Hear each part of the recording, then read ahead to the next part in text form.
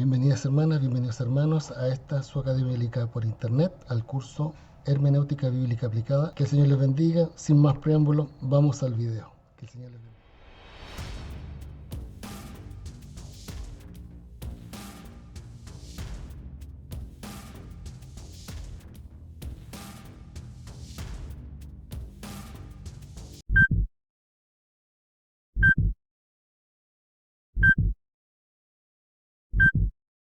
Aprovechemos el tiempo, hermana, oremos para Vamos a avanzar. orar, sí, Sí, ya, vamos a. oremos.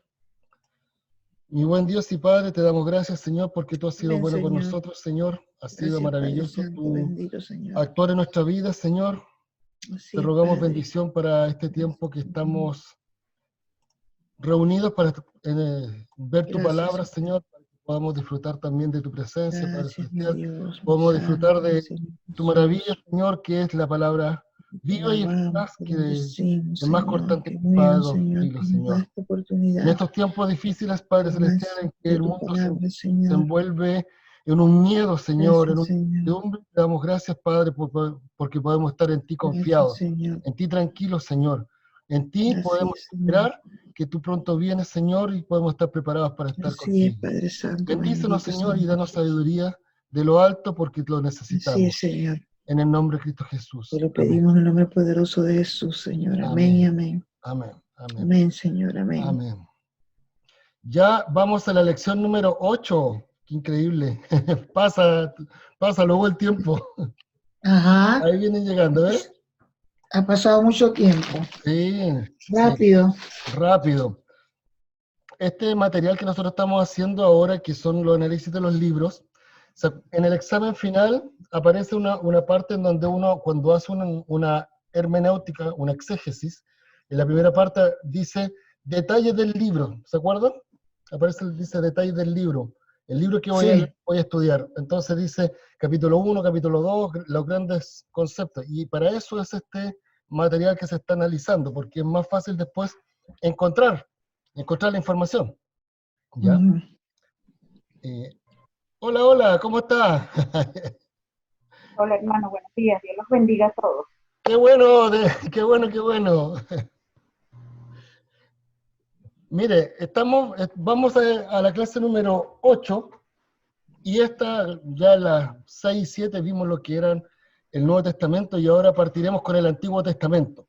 Porque dentro de lo que es una hermenéutica, dentro de lo que es un análisis de un texto, tal cual como está en el examen final, el ejemplo del examen final, uno parte tomando el texto completo, es decir, el libro completo. Va y dice el libro completo, este es el detalle. Y para eso es toda esta información, para que podamos masticar un poco esto y tomando dos ejemplos. Hemos tomado un ejemplo del Nuevo Testamento, que es en el caso del libro de Hebreos, que no tiene autor conocido, y tenemos también el caso ahora del Antiguo Testamento, en el caso que vamos a revisar ahora, que son una parte que es los libros de la ley, la historia, poesía y sabiduría, más conocida como los proverbios también, y Eclesiastés.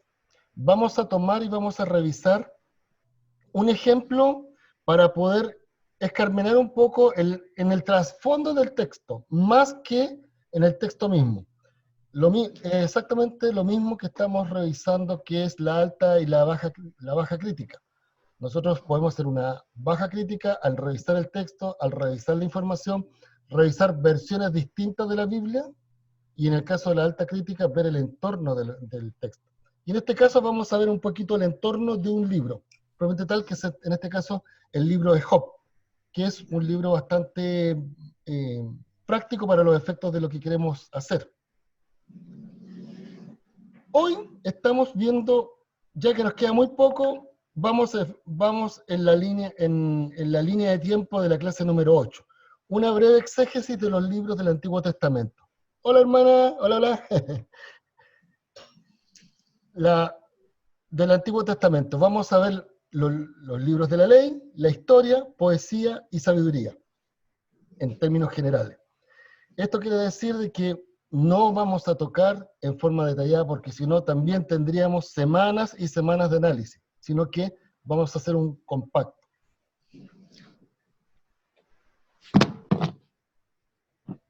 Si nosotros tomamos los libros del Antiguo Testamento de nuestra amada Reina Valera,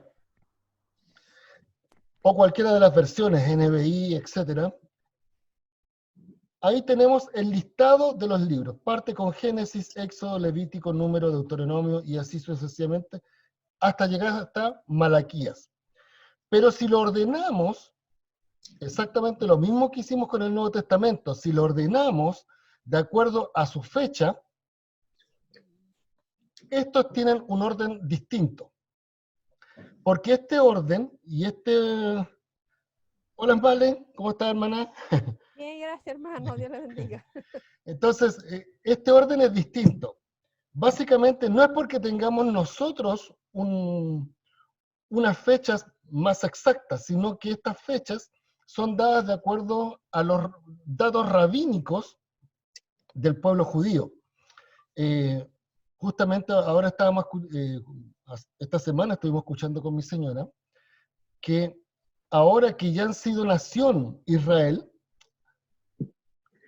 pueden especificar mejor las fechas, tener a un grupo de sabios encontrando las fechas exactas, más que una especulación, porque esta fecha que nosotros tenemos es un trabajo hecho por rabinos en la época en donde ya no eran nación, sino que lo hicieron básicamente para no perder la correlatividad. Por lo tanto, ahora que ya volvieron a ser nación, han seguido ordenando su vida religiosa, y uno de los puntos que le queda pendiente, aparte de construir el templo, es ordenar las fechas reales a estas fechas estimadas de confección de los libros.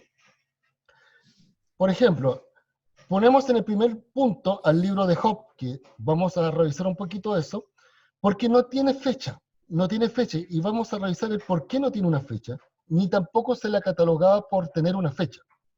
Tenemos el libro de Génesis, Éxodo, Levítico y Números. Si ustedes se fijan, tiene una duración de 50 años, porque esto es el tiempo en que Moisés empezó a armar los libros, propiamente tal. Por eso tiene una relación de una fecha bastante acotada. Después nos vamos con los salmos y así sucesivamente hasta, sí o sí, los dos formatos terminan en Malaquías, porque Malaquías es el último libro que se tiene como texto sagrado para los efectos de tener una correlatividad de información, porque entre Malaquías y Mateo hay un silencio de 400 años. Casi los mismos 400 años de silencio entre la llegada del pueblo de Israel a Egipto y su salida. Entonces muchos rabinos hacen esa comparación, este silencio entre el Antiguo y el Nuevo Testamento, sobre todo los judíos mesiánicos. La composición del libro. El libro del Antiguo Testamento se compone de un 33% de libros de leyes. Tenemos un 30% de historia, un 13% de poesía y sabiduría. Tenemos un 13% de profecías mayores y tenemos un 13% de profetas menores. Esa es la composición general de este libro. 31. ¿Perdón? 31% de profetas menores. 31%, perdón, 31%, que estoy contra la luz, aquí estoy medio... Como los colores, cometí el error de poner colores relativamente similares. Se fijan que Sí. Entonces yo de aquí, ustedes que lo tienen a mano es más fácil, pero yo lo veo contra luz. Entonces, muchas gracias, Manny, muchas gracias. Y tenemos que los libros están divididos en 5 entonces. El Pentateuco, los libros históricos, los poéticos, profetas mayores y profetas menores. Esta es la composición general. ¿Cuál es la gran diferencia entre nuestra Biblia, Antiguo Testamento y la Tanaj? De los libros es casi nada. es casi nada. El Tanaj es un acrónimo de los libros del Antiguo Testamento, en que une la Torá, el Nevi'im y Ketuvim. Es decir, los libros de las instrucciones o leyes, los profetas y los escritos. Escritos, llámese escritos poéticos o sabiduría, o escritos de historia, ¿ya? Por eso solamente los dividen eso. Y eso involucra el acrónimo como Tanaj. Y estos libros, en sí, tanto nuestra Biblia como el Tanaj, dan por efecto los 613 leyes que componen el Mishbot. Yo, tiempo atrás, les mandé el listado de las leyes del Mishbot, ¿se acuerdan? Sí. Le mandé un listado.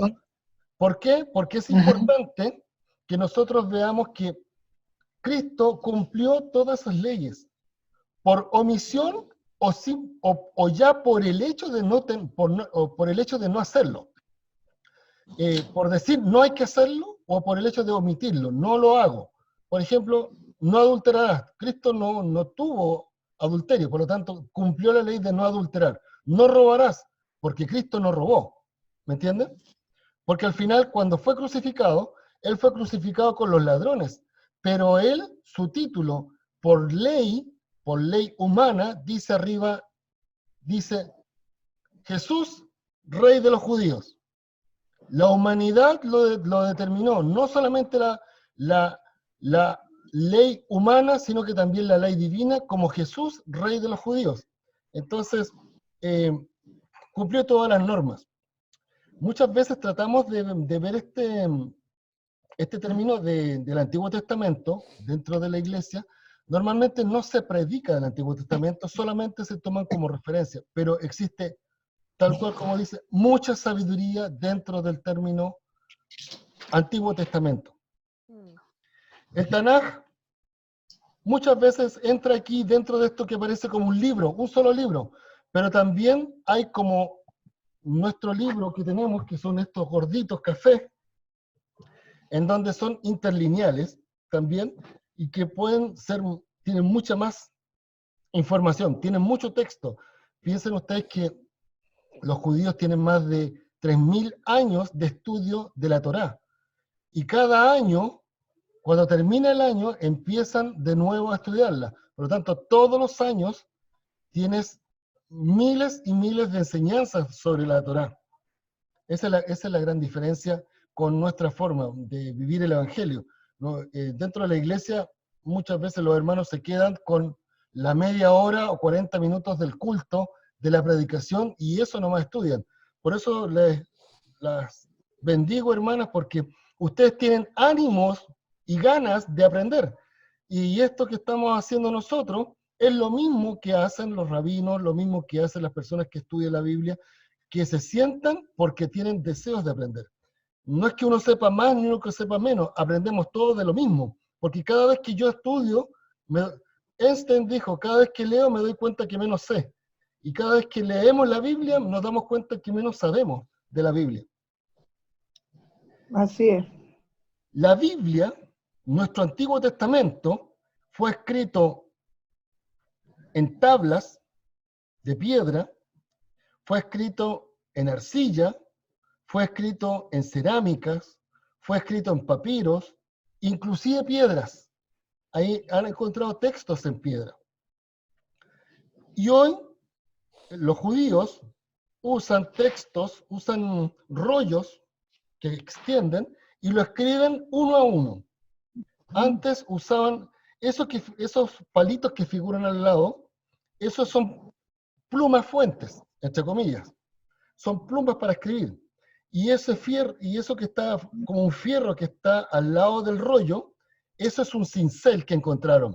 En las cuevas de Qumran encontraron estos elementos, porque algunos de los escritos encontrados en las cuevas de Qumran estaban o en papiros o en piedras. Qumran. Entonces, se utilizaron cinceles de fierro, como el que está, el grande solo, o estilos metálicos, que eran como un cincel, o estilos metálicos, que eran un tubo que se le ahuecaba una punta para hacerle un ángulo, y con eso escribir, ¿ya? Como un concepto pluma. En la piedra, obviamente, era con cincel, y en los papiros, o en los rollos, o en los cueros, era con tinta, y esa tinta generalmente era compuesta entre carbón, goma y agua, para ser usado como base para la escritura. Entonces, Dios, tal cual como leímos y conversamos la semana pasada, Dios de muchas formas ha intentado comunicarse con el hombre, porque esto realmente es un trabajo enorme, porque si uno mira a un judío hoy, toma el rollo, lo extiende, empieza a escribir, lo empieza a extender y después empieza a unir las puntas, empieza a unir cada uno de los trozos de género o de tela que tiene. Pero si se echa a perder uno, aunque haya una letra mal escrita, todo eso se saca y se vuelve a hacer todo de nuevo. En ese tiempo, y actualmente también, se llaman sofer, que son escribas. Ellos se dedican expresamente a la caligrafía y a este trabajo minucioso. Ellos no necesariamente son estudiosos de la Biblia, sino que son escribas. Ellos, su profesión es escribir estos libros. La Biblia, Antiguo Testamento o Torá para los judíos, tienen 304.805 caracteres en palabras hebreas. Por lo tanto, es un trabajo de hacer ese mismo manuscrito tantas veces como sea necesario o tantas veces que se lo pida. Entonces requiere un trabajo de concentración, un trabajo minucioso y una devoción por lo que está haciendo. Pero esa devoción no necesariamente es porque cree en lo que está escribiendo, sino que él sabe de que es, entre comillas, su ocupación para poder ser parte de la esencia del judío. ¿Me explico? Ellos no necesariamente pueden ser creyentes, ya sea del judaísmo o sea del cristianismo. Para ellos esto es una profesión, porque ellos es un trabajo propiamente tal. No necesariamente pueden ser rabinos y no necesariamente pueden ser creyentes. Los pergaminos son... Pero hermano, los actuales, escribas, porque los antiguos sí debían ser judíos. Ah, sí, pues por eso estoy hablando. O sea, hoy. Los antiguos sí, porque ellos inclusive más, estamos hablando de que ellos se dedicaron a cuidar todo lo escrito, porque por algo, gracias a Dios, se encontraron los pergaminos en Qumran. Ellos realmente eran actualmente no necesariamente son rabinos, sino que antes sí, eran personas que vivían de lo que era estar dentro del templo. Tal cual como el ejemplo de la sinagoga, uno ve que hay una parte donde está el sector de donde estaban los escribas. Por eso yo les compartí también el video y la recomendación de ver el video de la biblioteca en Israel con este rabino que está a cargo del Museo de la Biblia, porque eso también a uno le da luces de todo este trasfondo al momento de compartir o predicar del Antiguo Testamento. La tinta, como estábamos hablando, antiguamente también podía ser utilizada con tinta vegetal, una mezcla de savia, mieles y alquitrán para que pegue. Se transformaba, se hacía y después no se podía corregir. Por eso tenía que ser con un trabajo de conciencia y tranquilidad para poder hacerlo. Las plumas antiguamente y todavía lo están utilizando con plumas de ave para seguir manteniendo la tradición. ¿Ya? Para seguir manteniendo la tradición. Jamás se puede utilizar una pluma de metal, porque el metal, para los efectos del judío, se considera que es un elemento de guerra. para los efectos rabínicos es un elemento de guerra. Por lo tanto, yo no puedo participar en la confección de la Torá con un elemento de guerra. Y se basan en que David no se le permitió crear, no se le permitió construir el templo porque él había sido un hombre de guerra. Pero sí voy a dejar de que tu hijo lo haga. ¿Ya? Ese es el motivo, ¿ya?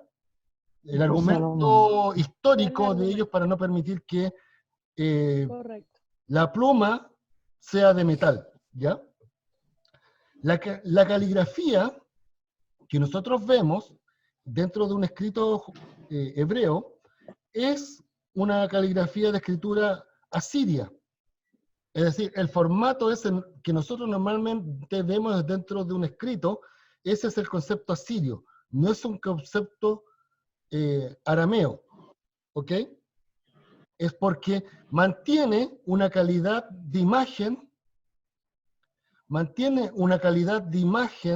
al transcribirse de mejor visual, no es confundible. ¿Cuándo se empieza a llamar al Tanaj como texto sagrado? En el Antiguo Testamento no hay un concepto muy claro de cuándo empieza, pero sí en el libro de Daniel se habla y se escribe como primer concepto de texto sagrado. Para nosotros, siempre ha sido un texto sagrado, sino cuando empezamos, es lo mismo que el Nuevo Testamento. ¿Cuándo empezamos a hablar del Nuevo Testamento? Cuando Tertuliano lo determina como el Nuevo Pacto, el Nuevo Testamento de Dios. Y de ahí empezamos a nombrarlo. En este caso siempre se ha llamado texto sagrado porque lo ha dado Dios. El tema es de que después, cuando se produce el exilio y se empiezan a buscar los textos, Daniel lo encuentra. Esto es en el siglo VI antes de Cristo. Y dice, en el primer año de Darío, hijo de Asuero, en la nación de los Medos, que vino a ser rey sobre los reyes de los caldeos, y el año primero de su reinado, yo, Daniel, miré atentamente los libros, el número de años que habló Jehová al profeta Jeremías. Aquí es la primera vez en donde se relaciona, ya salido del pueblo de Israel de su tierra, se relaciona a estos libros como un texto sagrado, un texto que habla Dios en ellos, porque acuérdense que se habían perdido, acuérdense que ya no los tenían a mano. Entonces aquí empieza a hablar de algo más cercano a ellos, cercanos como un texto, y de ahí empieza todo el proceso, y de ahí que empieza después Jeremías a pedir los libros, a buscar los libros, a tratar de rearmar el templo, etc. ¿En dónde empezamos a hablar de texto sagrado? Estos 39 libros se empiezan a hablar a mediados del siglo V, y entre el primero se juntan para decir, ok, ¿cuáles van a ser nuestros textos sagrados? Así, primero fueron estos textos y después fueron los del Nuevo Testamento en los concilios. Se juntaron los rabinos, ok, aquí tenemos todos estos libros que forman parte de nuestra literatura judía. ¿Cuáles vamos a denominar que sean los textos sagrados? Y estos los toman entre el siglo V y el siglo I, es decir, 400 años de estudio, un poquito más de 400 años de estudio, y se arma este texto que conocemos ahora como el Antiguo Testamento o la Tanaj. Por eso después, y como dice aquí expresamente, dice que en el Sanedrín el ejercicio se llamó el Tanaín, es decir, como tal cual como dice la palabra en español, repetidores. Porque ¿qué es lo que dice? ¿Qué fue lo que le dijo Dios a su pueblo? Y se lo repetirás. Esa es una constante. Se lo repetirás. Entonces, la idea de este texto es de que se vaya repitiendo de generación en generación para que no se pierda. Entonces, si esto termina, esta revisión de los libros termina en el primer siglo después de Cristo, quiere decir de que cuando Jesús habla a su pueblo, habla a los que lo escuchan, decir, está escrito, nunca habéis leído en la Escritura, o cuando la ley y los profetas y los salmos dicen, él habla expresamente desde el Antiguo Testamento que tenemos nosotros como referencia. Ahí hay unas caparazones. Entonces, eso nos permite tener una tranquilidad de que nuestra Biblia no solamente está ratificada de que el Antiguo Testamento está con, entre comillas, el visto bueno de los rabinos para que sea texto sagrado.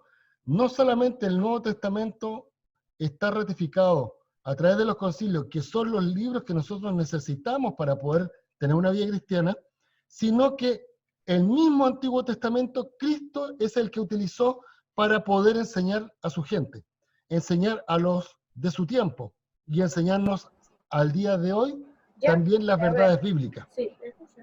Entonces, cuando yo miro el Antiguo Testamento, no solamente tengo que mirarlo con el aspecto de que son libros históricos, libros de leyes, son libros antiguos que ya no sirven, sino que tengo que mirarlos también diciendo, mi Cristo los utilizó, mi Cristo los vio, mi Cristo los analizó y estudió. Hay una fiesta que se hace todos los años, que se utiliza para que todos una vez al año dan vuelta completamente el libro del Antiguo Testamento.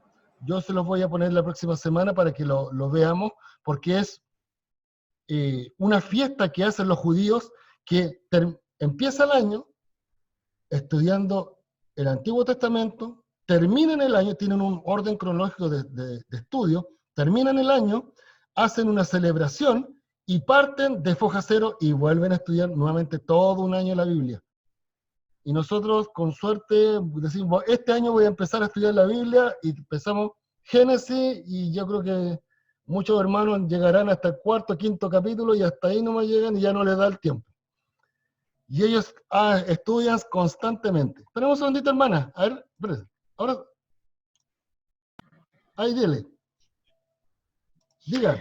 Le pregunto, lo que estoy entendiendo que son los judíos no mesiánicos, tienen por costumbre, y bien interesante y que es maravilloso, que en verdad que nosotros también pudiéramos imitarlos, solamente es la Torá, el Antiguo Testamento.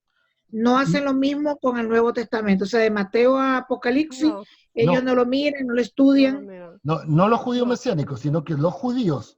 Los no mesiánicos, pues los judíos que no creen en la venida de Jesús. Correcto, ellos hacen inclusive yo por eso le digo, la próxima semana voy a poner, vamos a ver profetas mayores, profetas menores, y les voy a poner ahí un video que es muy, o por último se los voy a mandar antes, porque ese video muestra cómo ellos hacen, y hay un versículo en los Salmos que se lee, y que yo lo he leído cuántas veces, pero ahora que veo la fiesta, leo ese versículo y se me pone la piel de gallina porque me doy cuenta cómo ellos se meten a estudiar la Biblia y agradecen a Dios por la palabra, y después, y ahora que acabo de terminar, vuelvo nuevamente a estudiar. Es hermoso, es hermoso. Y yo creo que eso nos hace falta a nosotros como pueblo cristiano, tener un poquito más de constancia en la lectura. Estos días estas cuarentenas que hemos tenido de no poder salir o restringirnos, el sentarnos a hacer estos estudios, nos ha dado mucho más tiempo para estar con la palabra de Dios. Yo creo que eso ha sido lo más lindo de todo. Hemos dejado un poco nuestro trajín normal, hemos dejado un poco todos estos efectos de tiempo que le quitamos al Señor y nos hemos concentrado un poquito más en esto. Y espero que el resto de los hermanos lo estén tomando así, que tengamos la posibilidad de aprovechar bien este tiempo. Aprovechar bien este tiempo. Cuando uno mira dentro de los judíos, hay una rama dentro de los rabinos que utilizan estos versículos como punta de lanza o como versículo clave para cada uno de los libros. En el libro de Génesis, lo principal para ellos es que en el principio creó Dios. Ese es su punto principal. En Levíticos, deja ir a mi pueblo. Para ellos eso es lo fundamental. Éxodo. Éxodo, hermano. Éxodo, perdón, Éxodo. Espérese, un segundito que Deja ir a mi pueblo. deja ir a mi pueblo. Levíticos serán santos porque yo soy santo. ¿Lo reconectamos mejor? Ya, ¿Ya? Ya aprovechamos de conectar a la ¿Sí? hermana Melitza. ¿Ya? ya. Ok. Ok. ¿Ahí sí? Ahora sí. Por aquí sí, todo bien. Ya. ¿Juan Bali? Hermano Cristian, Dios le bendiga. Espérame un segundito que voy a subir el volumen porque no lo escucho muy bajito. Espérese. Ahora sí, dile. Dios le bendiga, hermano Cristian. Le escucho Igual. perfecto y claro. Ya ahora sí. Dígame. Bueno, me gusta mucho la clase de hoy. Justamente durante esta semana estuve platicando con mi esposo acerca de esta división de los libros del Ujú, Antiguo Testamento. Y quería decirle a usted dos cosas, ¿no? Que me han llamado la atención a lo largo de estos años que tengo en el cristianismo, ujú. que ha sido prácticamente toda mi vida, porque mi mamá llegó a los pies de Cristo cuando yo tenía 7 años y ahí nos llevó a mí y a mis Ya. hermanos. Em, yo soy maestra de escuela dominical y siempre me ha llamado la atención que a los niños en la escuela dominical, si usted revisa cualquier manual que vendan en las librerías cristianas, Ujú, para nosotras las maestras preparar nuestras clases, se va a dar cuenta que el mayor porcentaje de las clases están basadas en historia del Antiguo Testamento. ujú, Pero cuando, so- co- cuando somos cuando no somos maestras, quiero decir, cuando estamos dentro del culto, recibiendo la clase de adultos, ujú. entonces eso cambia totalmente y se va a dar cuenta que para los adultos siempre el sermón, o casi siempre, por el mayor porcentaje, de los sermones los domingos son basados en el Nuevo Testamento. Ujú. Y no sé, siempre me ha llamado mucho la atención esto, porque este abismo, me parece que hay como un abismo. Cuando somos niños, escuchamos muchas historias del Antiguo Testamento, y entonces cuando somos adultos en la iglesia, escuchamos más sobre el Nuevo Testamento, ¿no?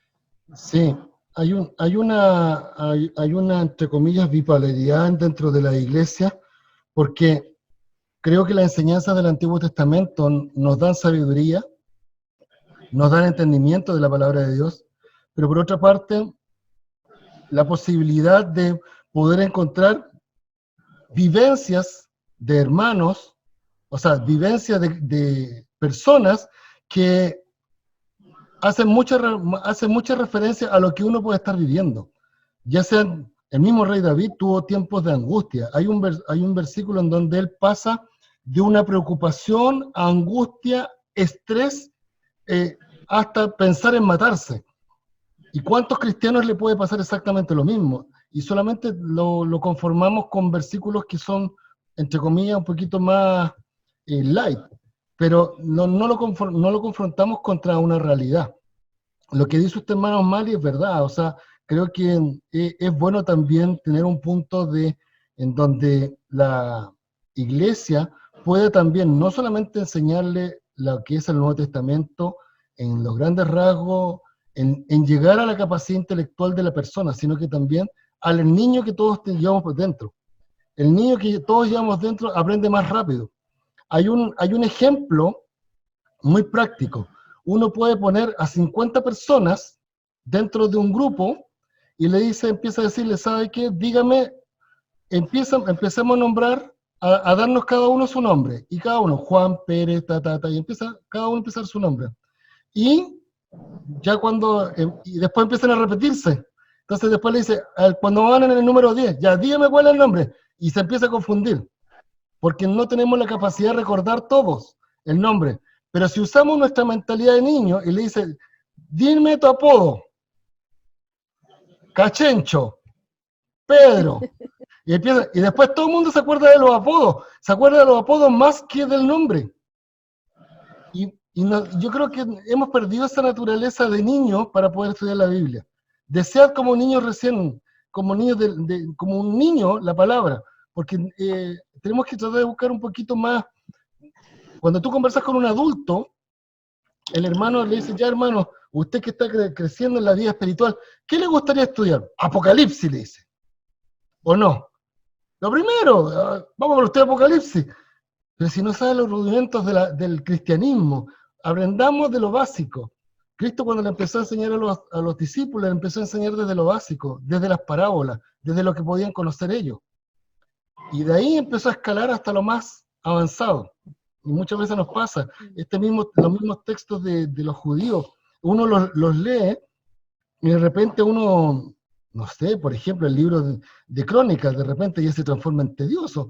El mismo libro de Números, cuando empiezan todas las estadísticas, y este hijo de uno termina de leer, y ya ahí termina de leer la Biblia porque se forma en tedioso. Pero después, cuando uno toma eso y lo compara con lo que pasa en el Nuevo Testamento, al final uno dice, ¿sabes qué? Tiene razón que existe el libro de Números, en donde está la genealogía de cada uno, porque al final se da cuenta de que no se pierde el hilo de la relación de la deidad de Cristo y de que él era descendiente de David. Sí. Tiene razón. Todo es importante porque es un compendio. Exactamente.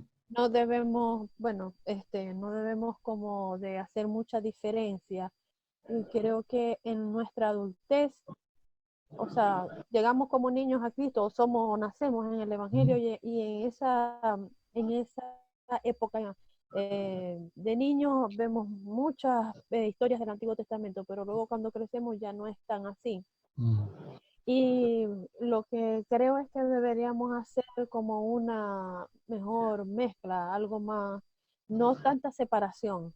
Sí. Porque eso definitivamente va a traer consecuencias dentro de la formación de la iglesia. O sea, cómo la iglesia se va a construir, se va a formar, digamos, cada iglesia local, y la palabra es la que alimenta a esa iglesia. Entonces, esa iglesia va a presentar características específicas del alimento que ha recibido. Es como, igual pasa con el alimento, el que alimenta el cuerpo.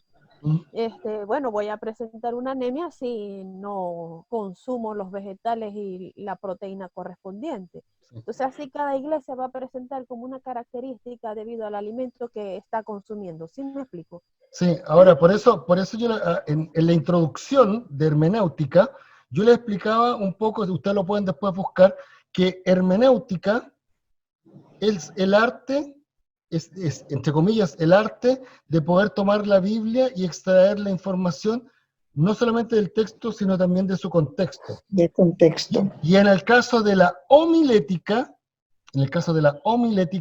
es el arte de poder transmitir la información a la gente. En el caso de cuando tú miras, tú dices, este pastor es muy buen pastor, es muy buen predicador, qué excelente predicador es. Pero si tú analizas, es porque está haciendo una buena homilética, en donde tú partes con un ejemplo, con algo jocoso, con algo que enganche a las personas, que los transporte en su mente a ese niño que anda buscando, porque si tú le dices a un niño, ¿sabes qué? No te metes en ese lugar porque ahí hay de todo y puedes encontrar cualquier cosa. ¡Ay, cualquier cosa ahí! ¡Ah, me voy a meter entonces! Esa curiosidad, buscar esa curiosidad, eso es lo que trata de expresar la homilética, y eso es un curso que si pueden compartirlo con su pastor, que ojalá pudieran tomarlo, porque es el arte de poder entregar la información, de tener una hilvanación de los pensamientos y de la idea, de tal forma de que uno pueda enganchar al oyente. Eso es lo que hizo Cristo con cada una de las personas, lo trasladó a algo que él conocía, a algo que él sabía. Las vírgenes tenían una lámpara, os haré pescadores de hombres. Todas las parábolas narran no un hecho simple, sino que es un hecho de la vida cotidiana. No es algo, para nosotros es algo simple, porque en definitiva nosotros ya no lo aplicamos. Por ejemplo, les voy a dar un ejemplo práctico. Cuando él habla que somos la sal de la tierra. Si yo al alimento yo no le echo sal, que es insípido. No tiene sabor a nada. O sea, tiene el sabor normal, pero no tiene ninguna cosa agradable. Pero si yo a esa sal le pongo al alimento y se me pasa la mano, le echo más de lo que corresponde, ¿qué pasa? Queda mala. Y pasa muchas veces con el Evangelio, que si no le ponemos sal, no le ponemos el espíritu, no le ponemos el sentido de la palabra, no le tomamos asunto, se transforma en alguien que está repitiendo, repite lo que escuchó. A nosotros nos pasó un día con mi señora que fuimos a una iglesia, la persona que estaba predicando dijo algo muy, muy interesante, todos nos quedamos mirando los dos y dijimos, algo le pasa, porque eso hay un trasfondo detrás de todo lo que está diciendo, que hay algo que no está bien. Y después supimos, y pasa muchas veces, repetimos muchas veces las cosas y no necesariamente decimos algo que espiritualmente esté alimentando a las personas. Ahora, si le ponemos demasiada espiritualidad a lo que estamos diciendo, nadie me lo va a comer porque nadie va a entender, nadie va a comprender, nadie va a masticar esa comida espiritual, va a entender ni un tercio de lo que podamos estar hablando. Por eso tiene que ser matizado. Por eso cuando después le decía a los discípulos, cuando yo dije esto, quise decir esto. Cuando yo dije esto, quise decir esto otro. Ok, ahora entendemos. Ahora entendemos. Tiene que ser matizado, no tiene que ser brusco, no tiene que ser abrumador la palabra del Señor. Nos tiene que envolver, pero no abrumar. Nos tiene que entregar calor, pero no sofocarnos. Porque el minuto que te sofoca, la persona, ¿qué es lo que hace? Repudia la palabra. Repudia. Y eso es lo que sucede, y eso es lo que la otra vez puse una publicación en Facebook.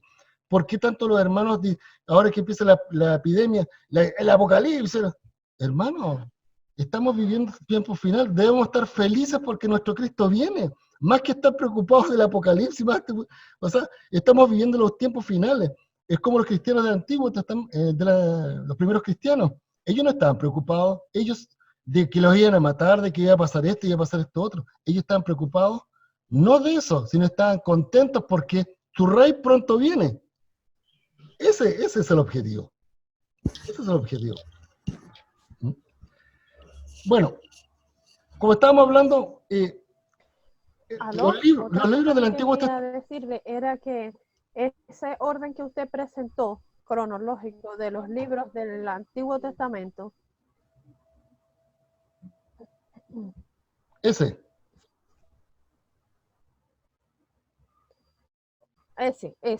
correcto.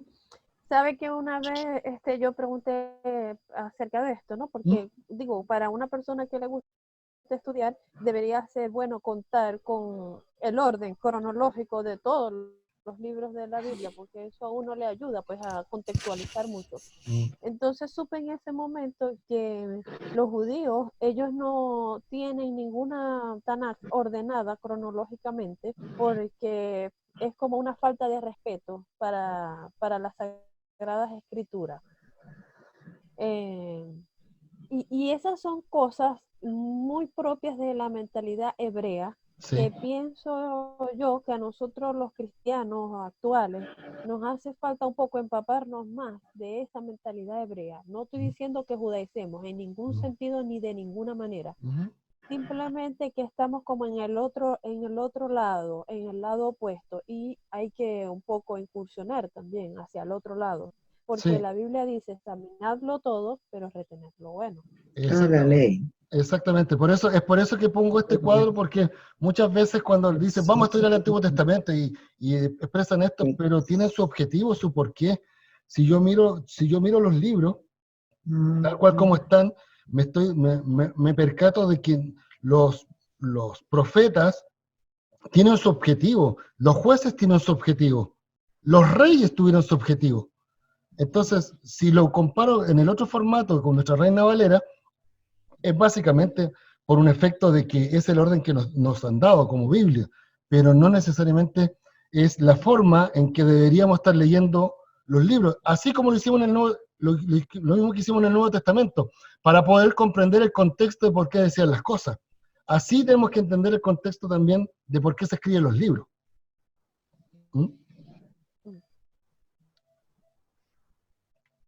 Le estaba explicando aquí que para en el caso de los judíos, la esencia y lo primordial es siempre Dios. Dios por sobre todas las cosas. Si uno ve el detalle de la conformación de cómo ellos miran y ven el versículo clave, el 99% es Dios. Un 99% la primacía lo tiene Dios. Pero si nosotros vemos nuestros libros, nuestro orden, como dentro del mundo angélico, nos vamos a dar cuenta, nosotros siempre establecemos nuestras prioridades de acuerdo a nuestra condición de gentiles, nuestra condición de hijos insertados dentro de este olivo, como estuvimos viendo también dentro de la...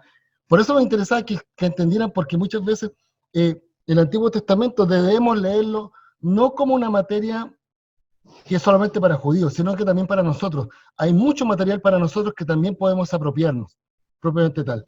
Bueno, cada uno de nosotros, cada uno de nuestros textos, en el examen final, ¿no es cierto? Cuando nosotros hacemos un desarrollo, decimos resumen de cada uno de los libros que nosotros vamos a tomar, y para eso es esto, que ustedes puedan tener esta información a la mano. Es decir, ok, ¿a qué corresponde? ¿Qué corresponde al libro de Ruth? Para que no tengan que buscarlo tanto en otros libros, ¿ya? Esa es la idea de esto. Porque Ya. no es más que eso, es para que ustedes puedan tener un resumen del contenido. ¿Se acuerdan de que nosotros vimos el examen final y que dice, hay una parte del examen final que dice, aquí ponga el contexto del libro, para eso es esto, para que puedan tener una información más acabada. Pero en sí, vamos, para analizar un poquito la parte de la alta crítica, por ejemplo, de un libro del Antiguo Testamento, hablemos del libro de Job, ¿ya? Hablemos del libro de Job. Se piensa que es el libro más antiguo de la Biblia, según los expertos. ¿Por qué? Por varios motivos. Uno, porque utiliza un hebreo que está arcaico, a tal punto que los nombres de los hijos nuevamente después no se vuelven a repetir.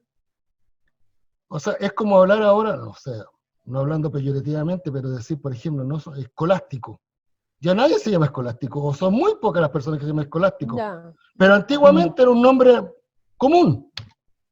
ya. ¿Sí? Protasio. Claro, por ejemplo. Ya. Bueno, hay montoneras de nombres que ya no utilizamos. Inclusive podemos buscar en un calendario y vamos a encontrar los nombres de algunos santos que son de repente muy chistosos para nosotros, pero antes era el nombre Copérnico, por ejemplo, también. Por ejemplo, dentro del Vaticano había un papa que se llamaba Júpiter, de nombre Júpiter, por lo tanto, dijeron no se puede llamar Júpiter porque lo pueden tomar como que fuera que están adorando al dios Júpiter. Entonces, vamos a cambiarle el nombre por un nombre más bíblico. Y de ahí nace todo el concepto de cambiar los nombres a los papas. ¿Ya? Es un dato anecdótico, pero por si acaso, para que entiendan un poco. Sí. En este caso pasa lo mismo. Tenemos nombres que no aparecen en la Biblia después, excepto en el caso de Job, que aparece una sola vez como uno de los hijos de Isaacar, pero no es el mismo Job que de la Biblia, porque tampoco hace referencia Job, hijo de, habría dicho Job, hijo de Isaacar, para poder identificar de qué Job estamos hablando. ¿Ya? Dentro de esto, ¿por qué se habla que es un texto muy antiguo? Porque la riqueza de Job se cuantificó esencialmente entre siervos y ganado. En cambio, en el caso de Abraham, se consideró también oro y plata. O sea, pudo haber sido anterior a Abraham. En el caso de Job, no habla que tenga un sacerdote a mano. Sí. No habla que haya un sacerdote. ¿Ya? Y él no era ni sacerdote, ni profeta, ni juez como para hablar en forma directa con Dios. Ni tampoco era uno de los patriarcas. Entonces, por eso se piensa que inclusive que puede haber sido antes de Abraham o en el periodo de Abraham en forma paralela. ¿Ya? En ninguna parte habla de que Job haya estado dentro del pacto mesiánico, perdón, el pacto mosaico, dentro de la ley. Ni habla tampoco de alguno de los pactos. ni habla tampoco en alguna de las leyes. Son 613 leyes, tampoco habla ninguno. Entonces, por eso dicen que probablemente haya sido anterior a eso. En ninguna parte del libro de Job hace referencia a algún libro de profetas o algún libro conocido dentro de la Biblia, que es el texto sagrado. Como tampoco habla algún evento importante. No habla del diluvio, no habla de la Torre de Babel, no habla de Abraham, de Isaac, no habla nada de eso. Solamente habla de los sufrimientos. Si hubiera sido antes, porque Dios tampoco lo compara con ninguno de sus, entre comillas, próceres de la fe. Ninguno. Sí, en Hebreos 11 no lo mencionan. Tampoco lo mencionan, siendo que parte de Abel. Se habla de Enoc, de Abraham, de una mujer que puso en Jericó un paño y que cuidó a los espías. Pero no habla de este que es Job, que habla con Dios. Entonces, por eso se habla que potencialmente pudo haber sido mucho antes de Abraham. ¿Se fijan? Esto es alta crítica. Estamos hablando de la alta buena crítica, ¿ya? O sea, darle vuelta un poco al texto, argumentar un poquito más, no solamente decir, dicen que es el libro más antiguo por algunas cosas, pero si se dan cuenta, estos puntos son relevantes porque... Claro, esos argumentos son válidos, de peso. Son de Bueno, peso. yo los conocía, pero el número 8 todavía no lo entiendo. El punto número 8. En Hebreos 11, donde aparecen todos, entre comillas, los próceres de la fe, no se menciona a Job, siendo que después al final dice, y todos estos, aunque alcanzaron buen testimonio de fe, no recibieron lo prometido. O sea, Job con todo lo que hizo tuvo un muy buen testimonio de fe. Y lo otro que Job da y dice, yo sé que mi Redentor vive, pero en ninguna parte Dios le habla a él de un Mesías. Habla de mi Redentor, pero como Dios. Más como un Redentor, como Mesías. Y en el 8, como bien dice usted, hermana, en el 8, si usted lee Hebreos 11, hoy ya pasó otro tiempo. Oh, qué increíble. En Hebreos 11, si usted lee, parte desde Abel. De Abel. De Abel. Exacto. Y empieza a hablar completo de todos. Habla de Enoch, habla de muchas personas, diciendo, y todos estos, termina la frase en el versículo 31, y todos estos, aunque alcanzaron buen testimonio de fe, no recibieron lo prometido. Y Dios toma a Job como un hombre que tenía fe y ser justo. Si hubiera sido alguien antes de Abraham, lo podría haber tomado. O antes de Abel, también lo podría haber tomado. Porque tiene un buen testimonio y tiene fe. Entonces, todas esas cosas, uno en una alta crítica puede argumentar, en el buen sentido de la palabra, de que este libro es un libro más antiguo. ¿Ya? Y así sucesivamente podemos hacer un análisis de otros libros para poder avanzar en lo que es una alta crítica. ¿Por qué? Porque esto argumenta de buena forma cuando uno dice de que Job forma parte de los libros, no porque haya sido profeta, no porque haya sido sacerdote, no es que haya sido un patriarca, sino porque demuestra que es un hombre de fe. Pero al mismo tiempo, abajo, Pablo, rabino entre los rabinos, no lo nombra como un hombre dentro de la línea. Claro. Se le pasó, algún escriba al momento de transcribir lo omitió, no sabemos. Pero lo interesante es de que está dentro de la Biblia, y eso que hay muchos argumentos que históricamente no debía estar. Pero Dios se preocupó de dejarlo.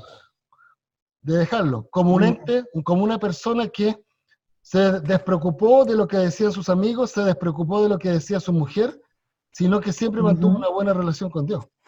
Un hombre que tiene fe y que tiene una relación directa con Dios. Inclusive dentro No, y aparte de eso, hermano, que todavía sigue en vigencia, porque no hay un ser humano que no lea el capítulo de Job donde verdaderamente transforma su interior. Vuelve a leerlo, porque nos da tanto testimonio de vida que sigue siendo vigente, pues. Job es maravilloso, de verdad que uno lee Job y vuelve otra vez a ponerse las pilas, entre tantos episodios que hay, ¿no? Pero Job es de verdad que... imagínense, aunque no esté en Hebreos 11, aunque no esté en Hebreos 11, no les resta, pues, no le resta importancia. La sabiduría, la importancia del libro, ¿no? Bueno, también me explicaron sobre este libro que también desde Adán y Eva hasta Abraham, hasta que se formó el pacto, pues, en todo ese periodo de tiempo había una sabiduría que era transmitida de generación en generación de manera oral. Exactamente. Como decir historias, ya de manera oral. ¿Por qué oral? Bueno, porque todavía en ese tiempo no existía, pues, la escritura y las técnicas que acababa usted de mencionar. Entonces, la gente se transmitía estos conocimientos orales de generación en generación. Se cree que Job, la historia de Job, sea una de estas historias que se transmitían oral. Sí, ¿ya? correcto. Y al parecer, bueno, los estudiosos bíblicos consideran que Moisés recopiló esa historia y fue quien la escribió. Es una posibilidad, pues. Sí, exactamente. Es como dice la alta crítica, es una hipótesis. Es una hipótesis que podría tener un argumento base. Pero tal cual como lo que dice usted, hermano Mari, es cierto, porque inclusive si nosotros tomamos el mismo Nuevo Testamento, Lucas nos dice de que él hizo una investigación, consultó, preguntó para poder transcribir. Y eso mismo probablemente se hacía antiguamente para poder mantener una historia, porque hay que recordar que escribir un libro, hacer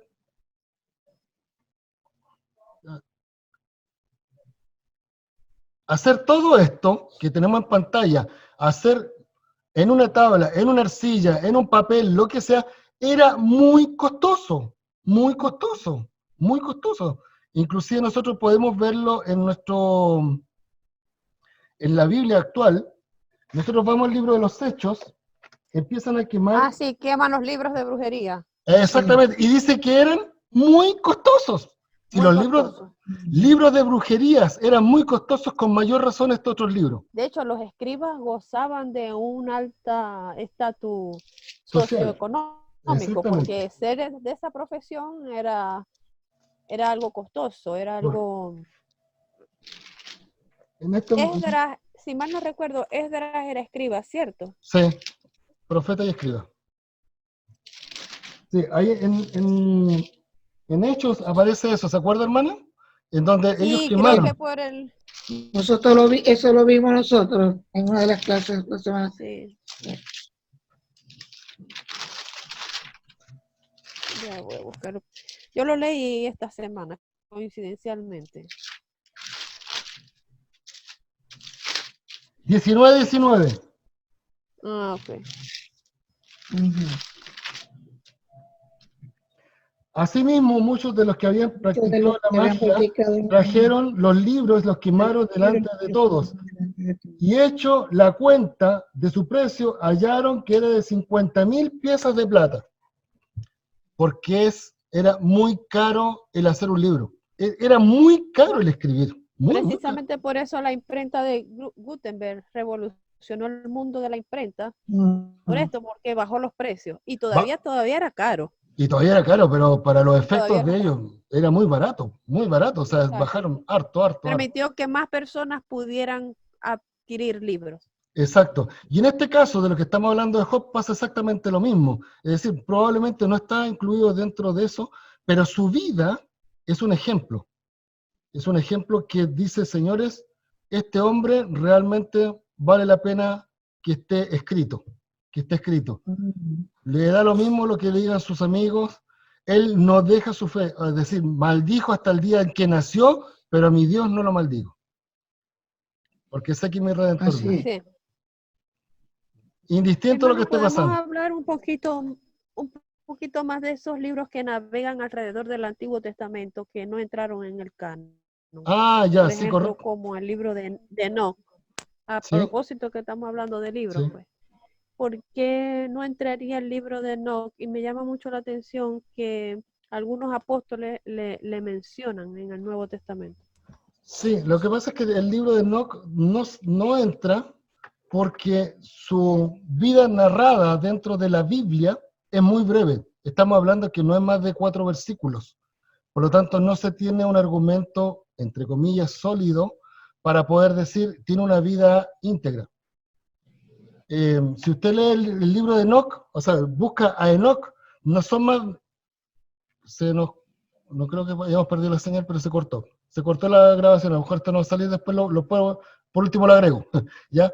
Pero el libro de Enoch en sí no figura porque uno lo busca en el Antiguo Testamento, no son más de 4 versículos lo que está narrado, y dice que Enoch fue amigo de Dios y Dios se lo llevó, pero no hay un